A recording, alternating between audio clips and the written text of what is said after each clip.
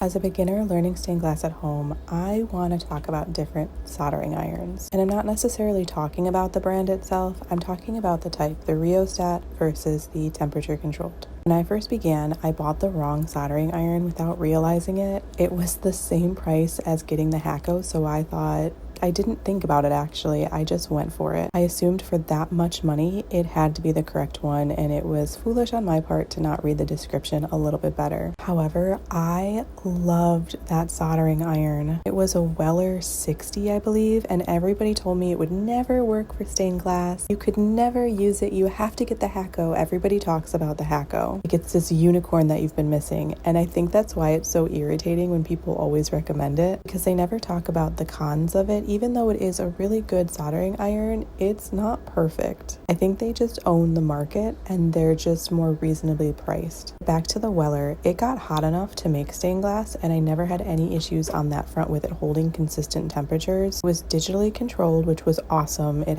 heated up really quickly. It cooled down just as fast, and it came with like a holder, so I didn't have to worry about any of that. Problem was the tips. Unfortunately, you could not get a wedge tip for it. They don't make them. And so at some point, my soldering was just never going to improve. I could never do the beaded edge with it because the tips were round instead of flat. It apparently has something to do with the way the heat is distributed. So for that specific soldering iron, they just didn't make the wedge tip, unfortunately, which is so sad for me because I can't compliment that iron enough. I loved it so very much. I think a lot of it had to do with comparing it to the irons that I used right after that, including this rheostat soldering iron. Rheostat isn't the brand, but rather the type of soldering iron. I honestly can't remember what the name of this one was. It's no longer manufactured. I borrowed it from a friend who has been making stained glass for a really long time, who had it in her collection, and it is an adjustment to get used to using this style versus the temperature controlled. There were a couple of things that were very difficult to get used to, and one of them was the weight of the actual soldering iron. Not only the weight of the soldering iron, but the soldering iron itself, like the metal part of it, the heating elements I guess it would be, was significantly longer than the Weller or even the Hakko that I use now. And so having to figure out how to hold it, or remembering that you can't hold it a certain way because you'll burn your hand, it was just really awkward for me, and I could never fully get a good grip on it because I don't know, it just didn't fit very well in my hand. It did heat up very hot. I did struggle with trying to figure out the correct number to put it on because there's not a temperature with it. Basically has a dial that says 0 to 10, and you kind of have to adjust it according to what you're working on. So copper foil would be higher, I believe, than the lead cane version, but that might be backwards, so please don't quote me on it. It also seemed like my lines were always flatter than they would have been with the Weller soldering iron. I probably used this for a good month with practicing, and then eventually it just felt like the heat wasn't consistent. I didn't know if that was just something with rheostat soldering irons, or because this was so old, maybe the heating element was going bad, or it was possible that maybe I was using it for too long and like it needed to turn off for a little while to kind of recalibrate. I'm not really sure. Eventually, I couldn't handle it anymore. I got so frustrated with it that I went out and finally bought the Hakko that everybody told me I needed to do. I know that I sound really annoyed with Hakko, and that's not it at all. It's just that when people comment, or people who have been making stained glass for a while talk about it,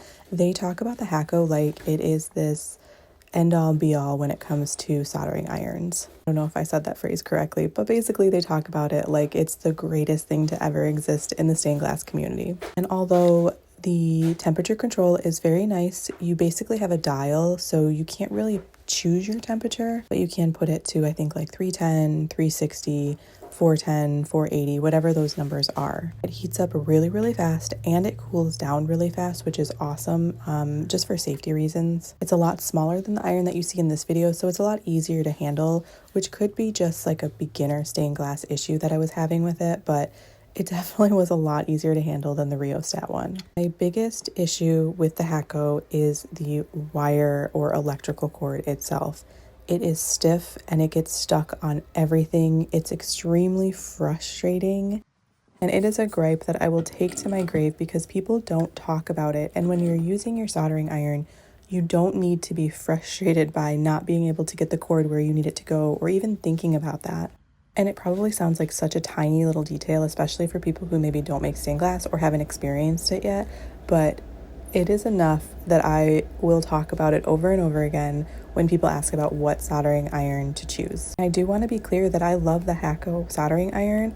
It's been very easy to use as far as like the temperature control, although I do find it sort of struggling with some heat consistency. But again, that could just be something where it's on for too long, and maybe it's something on the back end that I'm just not familiar with. Whether or not you choose a temperature controlled soldering iron or a rheostat soldering iron, just make sure that you get something that is made for stained glass. I mean, those $40 soldering irons sound really nice, especially when you're beginning and you don't have a budget, but you will quickly realize that you are never going to get better at soldering if you start with the wrong tools. So that and a grinder are probably the two biggest things you should never sort of try to pinch pennies on. I've been lucky enough that I was able to try different soldering irons. Eventually, I would love to try a different rheostat. I know there's the Weller 100 that people really talk about. There's pros and cons to that as well, but most people who use the Hakko and switch to the Weller 100 seem to prefer or favor that Weller over it. So I am curious as to why or what pros it actually has, but a lot of people talked about that wire. And I know that it doesn't use a digital temperature or it doesn't use a rheostat. It kind of has its own thing where it gauges the temperature or controls the temperature based on the tip that you're using, so it's going to be something completely different again once I actually use that as well. I've been making stained glass since March of 2025, and when I posted this, it's about November, mid-November 2025, and I thought it was just kind of time to talk about soldering irons and comparing the ones that I've used. And I'm sure my opinions will change, just like everything else, when I get more experience with the craft itself. But for now, these are just kind of my rambled thoughts on soldering irons, and if you did watch this all the way through, I would love to know what your opinions are, or if you favor a certain brand of soldering iron, or even have experience with rheostats that you'd like to recommend a brand and type of.